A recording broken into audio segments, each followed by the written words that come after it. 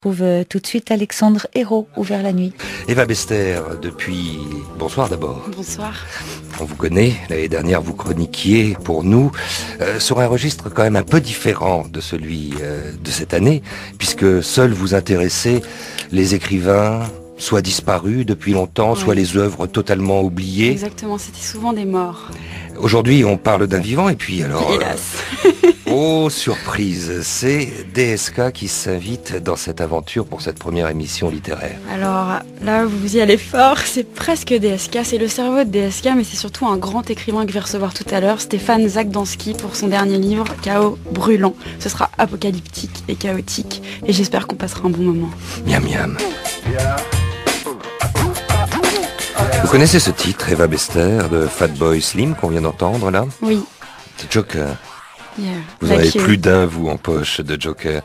Oh. Et là, vous en sortez un qui est quand même mal, pas le moindre. C'est pas le moindre. On parle que de ça dans cette rentrée littéraire. Ouais, on en parle que pas de mal. Lui.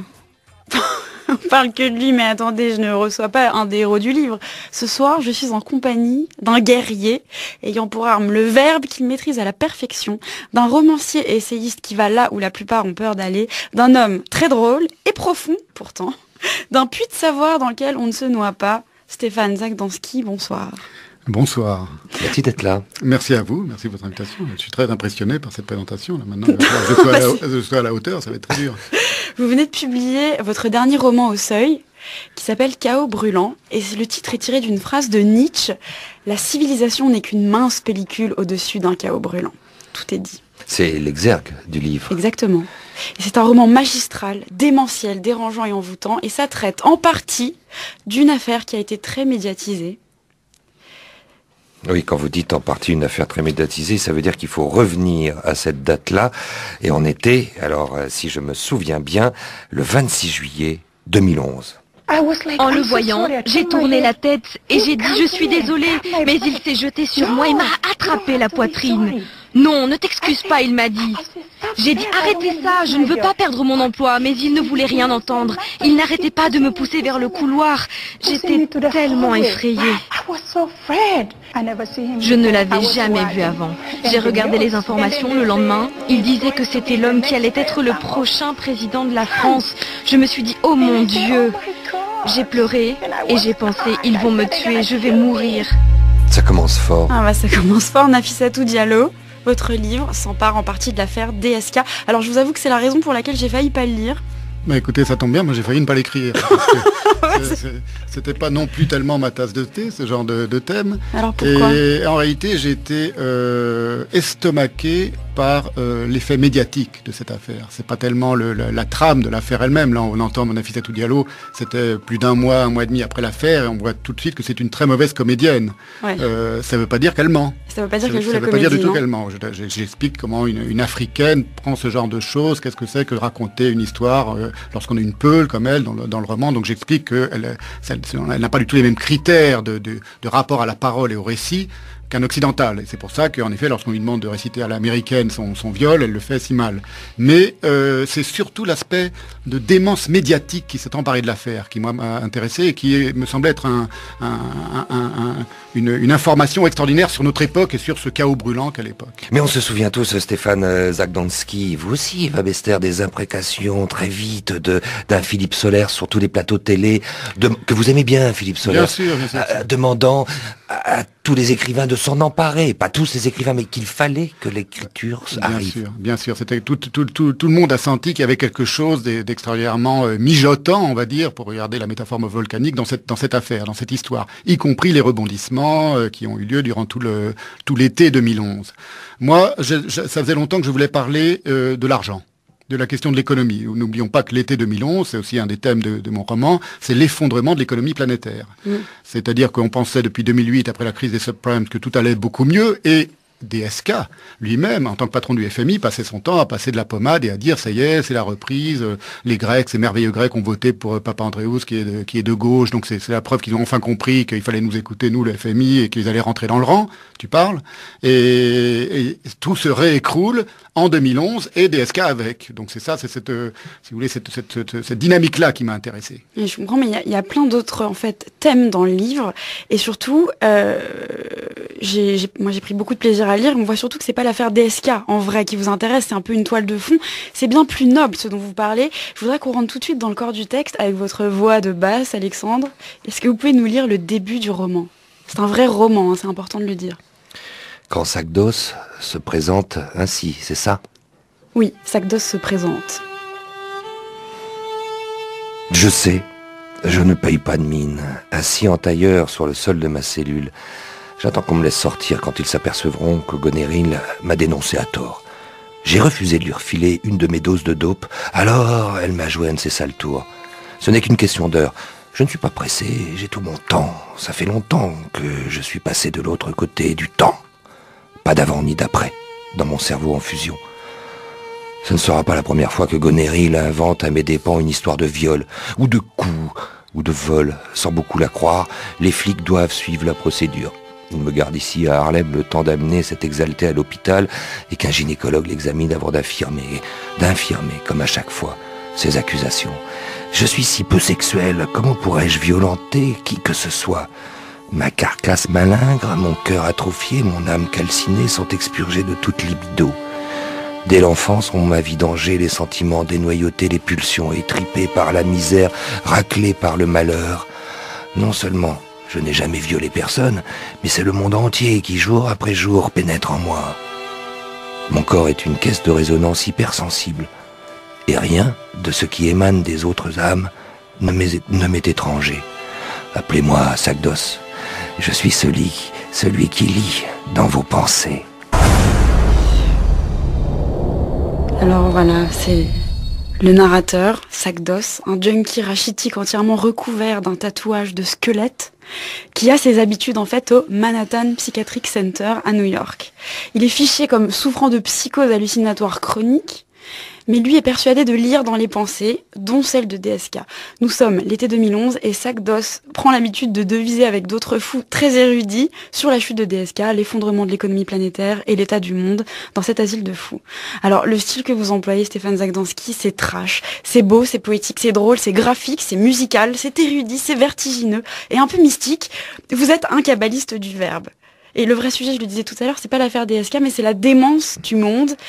C'est une enquête, un roman, un essai économique, philosophique et historique. C'est aussi une tragédie burlesque. Qu'est-ce que ça n'est pas, Stéphane Zagdanski? Ça n'est pas le monde. C'est-à-dire, ça n'est pas le spectacle du monde, le spectacle que nous offre le monde. Il suffit tous les soirs, on allume la télé, on regarde les informations et on est outragés, tous autant que nous sommes, par le spectacle du monde. Donc, vous l'avez dit, en effet, finalement, c'est un roman sur la parole, sur le verbe. Sur le verbe. Et sur la manière dont le verbe est persécuté par le chiffre aujourd'hui. Le chiffre, c'est la finance, l'argent, les millions. C'est ce que Elias Canetti appelait, parlant des discours de Hitler, qui passait son temps à parler de millions, les millions d'Allemands, les millions de chars, etc., dans tous ces discours pour galvaniser la population allemande. Elias Canetti parlait de la volupté du nombre à accroissement brusque. Or, aujourd'hui, les millions, les milliards, on n'entend parler que de ça. Millions de dollars, milliards d'euros, millions de... Il y a une sorte d'ivresse du chiffre qui se répand partout, dans tous les médias et dans tous les discours, des gens qui nous dominent et qui nous dirigent. Eh bien, voilà, la parole d'un écrivain, elle est censée tenter de faire éclater ça. Alors, pour faire un bon roman, pour faire une belle œuvre de fiction, même quand on s'empare comme ça, comme Stéphane Zagdanski du réel, il faut une galerie de personnages... truculent, puisque... Bien peaufiné. Bien peaufiné. Alors, il y a ceux qui sont dans l'affaire DSK, bien sûr, il y a les politiques, et puis il y a aussi mes préférés, mais qui sont tellement attachants. Dans le Manhattan Psychiatric Center, il y a plusieurs fous. Et ça ressemble plutôt à un salon club privé d'un téléomniscient. Ça a l'air très chouette, vous me donnerez l'adresse. On croise Karl Marx, Lucifer, Charles Darwin, Guy Debord, Homer Simpson et Franz Kafka, entre autres. Mais chaque personnage est tellement riche qu'on pourrait faire un roman sur chaque personnage peut être le héros d'un roman séparé. Oui, ce sont des fous, ce sont des schizophrènes, donc par définition, ils se prennent pour ce qu'ils ne sont pas. Vous remarquerez le parallèle qu'il y a avec les gens qui nous gouvernent, évidemment. Et sauf que eux se prennent pour des gens bien. C'est-à-dire, il y en a un qui se prend pour Franz Kafka. Et chacun, si vous voulez, peut délivrer un savoir sur un certain aspect de la folie globale. En ayant repris les doctrines des vrais de Franz Kafka. Bien sûr, c'est très documenté. Ils sont inspirés. Alors, par exemple, Karl Marx, celui qui se prend pour Karl Marx, qui est l'ami de mon narrateur Sagdos, lui, il a un avis très très fin sur la finance, sur l'argent, sur l'économie, sur le capitalisme, évidemment, comme Karl Marx. Mais en plus, il est capable de démontrer que les thèses économiques de DSK ne valent rien.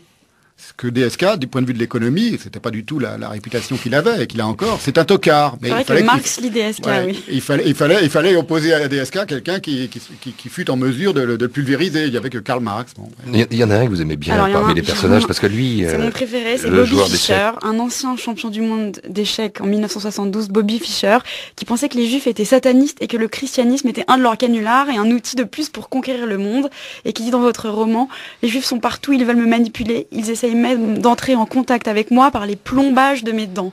Oui, ce sont parce que comme vous le dites, c'est très documenté, ce sont des propos réels du vrai Bobby Fischer, qui est un cas tragique. J'avais envie de faire un portrait d'antisémite dans ce roman-là, et je voulais faire un portrait qui soit vraiment tragique, c'est-à-dire qui montre à la fois la bêtise immense de l'antisémitisme en soi, en tant qu'idéologie, et la tragédie intime que c'est pour quelqu'un d'être antisémite, qui voit des juifs partout, qui est persécuté en permanence par les juifs. Et il y en a un dans l'histoire, il y en a plusieurs des juifs, et je voulais aussi qu'il ait une vraie personnalité, donc il y en a plusieurs des antisémites géniaux, si vous voulez. J'aurais pu prendre Voltaire, j'aurais pu prendre Louis-Ferdinand Céline, il y en a quelques-uns comme ça, mais là j'en ai trouvé un qui est merveilleux, parce que c'est Bobby Fischer, le vrai Bobby Fischer, le plus grand génie des échecs, qui était non seulement hitlérien, antisémite, qui passait son temps à dire Hitler quel grand homme, tout ça c'est vrai, tout ça c'est documenté, et qui se trouvait être juif de père et de mère. Et lorsque l'un de mes personnages lui dit, mais si on pratiquait ton programme d'extermination des juifs, on y passerait, toi et moi, lui dit Kafka. Et Bobby Fischer lui répond, mais oui, il baisse la tête, il est tout triste, il dit, c'est un coup des juifs si je suis juif. Alors il y a toute cette galerie incroyable de schizo, on l'a vu, mais il y a des personnages qui sont bien réels, d'où mon insistance quand même à dire qu'il s'agit bien d'un film où DSK est une figure centrale, et ça en est vertigineux, et ça balance énormément. Ça balance à mort, on peut même dire. Carlita et Chouchou, George Bush Jr., les politicards, les médias, les réseaux sociaux, mais personne ne s'en tire vraiment. Hitler, par exemple, bon, j'ai pas beaucoup de sympathie pour lui, mais vous le dépeignez comme une mininette éconduite, maniaco-dépressif à hockey, un laquais dans l'âme. Et sinon, est-ce que quelqu'un a grâce à vos yeux, Stéphane Zagdanski ? Pas l'impression. Oui, mes personnages, bien sûr, les fous. Je n'aime que les fous, d'une certaine manière. Vous savez, je cite une phrase d'Artaud, du vrai Artaud, parce que c'est aussi un des personnages de mon livre. À la fin, il dit Dieu est un être étrange qui n'aime que les rebelles et les fous. Voilà. Donc, eh bien, je suis comme Artaud, et comme le Dieu qu'il décrit, j'aime les rebelles et les fous. On va vous faire plaisir à l'instant en l'écoutant. Aliénation et magie noire. Les asiles d'aliénés sont des réceptacles de magie noire, conscients et prémédités. Et ce n'est pas seulement que les médecins favorisent la magie par leur thérapeutique irascible et stupide, c'est qu'ils en font. 1946. Oui, ça c'est prodigieux parce que c'est un des plus grands poètes du XXe siècle, des plus grands écrivains, des plus grands penseurs du XXe siècle, et qui a une vie de sacrifice et de torture inouïe, le pauvre Artaud. Mais il est extraordinairement important parce que c'est lui qui permet de comprendre ce que c'est que l'envoûtement universel. Qu'est-ce que c'est que l'envoûtement social aujourd'hui? Et l'affaire DSK, c'est un envoûtement crapuleux, comme il disait, avec le côté médiatique qui envahit tout, qui empoisonne tout, parce que l'affaire DSK, sans les médias, elle n'existe pas. C'est pas juste quelqu'un qui a dérapé dans une flaque de sperme, parce que ça arrive tous les jours, et puis j'allais dire à des gens très bien, non peut-être pas, mais enfin ça arrive très souvent, et on n'en parle pas comme on en a parlé pour DSK. C'est vrai, là, si tous les médias de la planète, vous savez qu'il y a eu une couverture médiatique plus importante que pour le 11 septembre. C'est fou. Mais il y a le sexe aussi, le sexe. Alors il y a le sexe, il y a le pouvoir. L'aliénation de consommation du sexe aussi qui est devenue vide, entièrement vide. Alors oui, dans le cas de DSK, ce qui est intéressant, c'est que depuis, on sait tout sur lui. Vous voyez, on sait tout sur sa sexualité. Maintenant, l'affaire Nafissatou Diallo a été suivie par les affaires du Carlton de Lille, etc. Donc on sait à peu près tout sur sa manière de faire ou de ne pas faire l'amour. Ce qu'on peut comprendre très vite, sans faire aucun jugement, c'est que c'est quelqu'un chez qui le sexe est dissocié de la parole. C'est l'inverse de Sade, si vous voulez. Oui. Le problème, c'est pas la violence, c'est pas le dynamisme ou l'énergie de la sexualité. C'est le fait que cette sexualité, elle s'accompagne d'une pauvreté verbale, qu'a d'ailleurs cité Nafissatou Diallo dans l'interview que vous disiez tout à l'heure. C'est suck my dick, suce-moi la queue. Voilà, c'est tout ce dont il est capable. On est avec Stéphane Zagdanski pour son livre Chaos brûlant, ce brûlot-là qui vient de sortir au Seuil. Et là, ce qui se profile, comme une illustration, c'est un remix d'I Feel Like a Sex Machine par Adwan Malik et Melvin Get Up. 1, 2, 3, 4.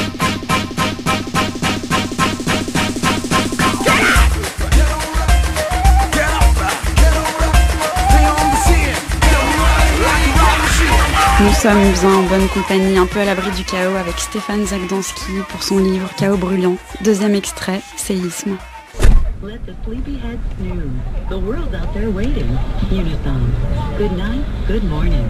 This eczema's driving me crazy. All I do is... Dans la voiture qui l'emmène de Harlem au New York City Criminal Court, DSK se fait l'effet de vivre un lent cauchemar.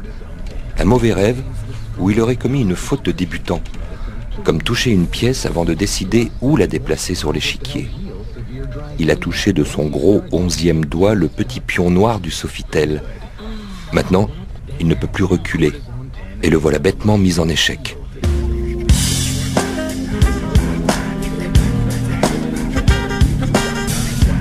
Cela faisait longtemps qu'il ne s'était senti flotter ainsi en une interminable chute libre, comme l'Alice de Lewis Carroll. La dernière fois, il avait 10 ans et demi. C'était à Agadir, le 1er mars 1960. La veille, le 29 février à 23h40, la ville s'était effondrée sur elle-même, écroulée dans la nuit d'un rire tellurique de 15 secondes. Agadir laissa apparaître au petit matin les mâchoires édentées et hilares de ces immeubles éventrés. Un tiers de la population était mort. La famille Strauss, le père Gilbert, la mère Jacqueline, la sœur Valérie, le petit frère Marc-Olivier et Dominique, l'aîné, faisaient partie des miraculés.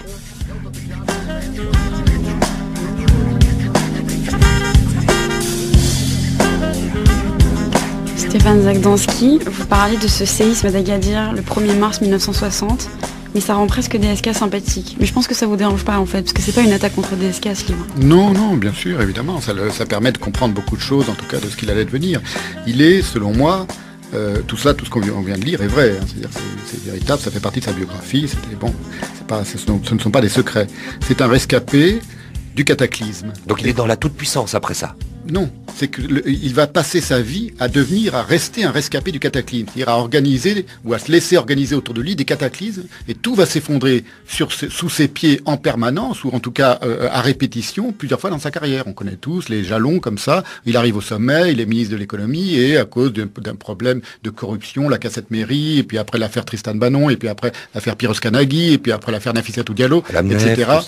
L'AMNEF, etc. À chaque fois, tout s'écroule et il doit tout reconstruire. Voilà. Il est habité par ça, il est hanté par ça. Comme un Sisyphe heureux, dites-vous. Voilà, j'emploie une expression qui vient de Camus, qui est utilisée par les communicants de DSK, c'est qu'en effet, il doit à chaque fois remonter la colline, remonter tout en haut, et à chaque fois tout s'écroule. Mais c'est quelque chose qui à la fois est une malédiction et d'une certaine manière une bénédiction. C'est pour ça que je pense que c'est pas du tout impossible qu'il devienne président de la République dans 5 ans ou un peu plus. Tout peut arriver à cet homme. C'est vrai, mais et à nous aussi, tout peut nous arriver. Hélas. Vous le décrivez aussi comme un Sisyphe libertin et jet-setter dont le credo est « où ça va ?» et le mantra comportemental « jouir, jouir, jouir, fuir, fuir, fuir ». Oui, voilà, où ça va, c'est sa blague à lui, c'est-à-dire... Bon, mais c'est vrai, ça ? Ah, où ça va, oui, c'est une phrase que ses biographes citent, c'est comme ça, quand ça va mal, il dit où ça va. Et jouir et fuir, en effet, ça c'est moi qui le rajoute, c'est sa maxime, si vous voulez, c'est sa manière à lui de fuir le monde. Il en a rien à foutre, au fond, de l'économie, le FMI, toutes ces choses-là, ça n'intéresse pas. On le sait maintenant, on sait qu'au moment même où il faisait des longues péroraisons sur l'économie, qui était d'une imbécilité d'ailleurs crasse, en même temps, il envoyait des petits textos à ses copains en disant « prépare-moi une petite visite dans une boîte de partout à Vienne, viens avec une petite », vous voyez, c'était ça. C'est là qu'est son désir, mais qui est tellement creux et tellement imbécile qu'on a du mal à le croire. Eva Bester, on reconnaît quand même le côté très provoque de Stéphane Zagdanski. Bah, oui, parce qu'en fait, Stéphane Qui le poursuit, d'ailleurs. Qui le provoque. Ou alors qui le cultive, je sais pas. Alors, provoque n'est pas le mot. Parce que je pense que un provocateur, c'est quelqu'un qui titille pour emmerder, pour provoquer, voilà, pour avoir une réaction immédiate, et ça peut être vide. Je pense que Stéphane Zagdanski, vous me dites si je me trompe, vous êtes plutôt quelqu'un qui soulève des polémiques. Vous balancez, vous n'avez pas froid aux yeux. D'ailleurs, si on était en noir et blanc, je vous dirais que vous êtes un drôle de pistolet.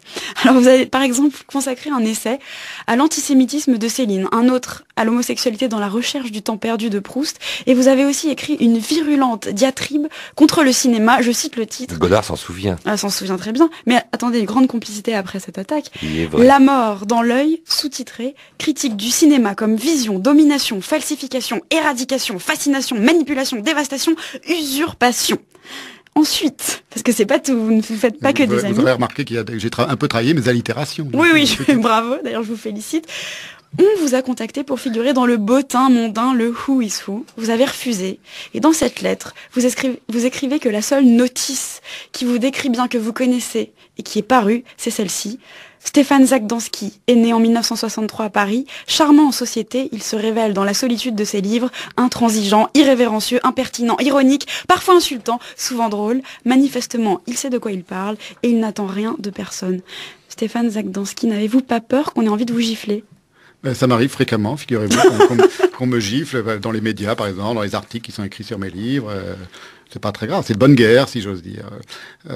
Comment dire, vous savez, moi je me sens véritablement outragé par l'état du monde, par l'état des choses, par le malheur des gens. Donc je considère que je suis dans une défensive logique. Et que je fais pas partie de ces écrivains pleurnichards qui passent leur temps à se lamenter sur leur enfance malheureuse, ce genre de choses. Moi, j'aime la contre-offensive, la contre-attaque. Donc vous êtes un guerrier, je le disais tout à l'heure. Oui, écoutez, je sais pas, j'essaie d'être un vélite du verbe, on va dire, pour employer une métaphore militaire. Voilà.